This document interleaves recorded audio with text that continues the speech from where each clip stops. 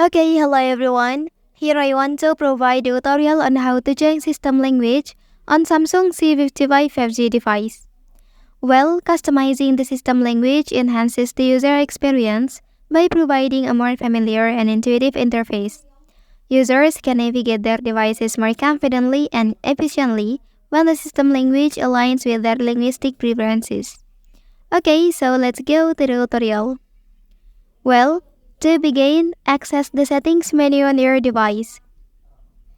Okay, so here, scroll through the options until you locate General Management and tap on it.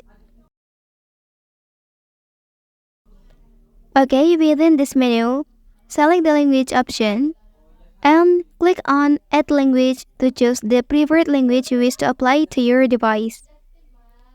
Okay, after selecting the language, click on Set as Default to make it the primary language for your device.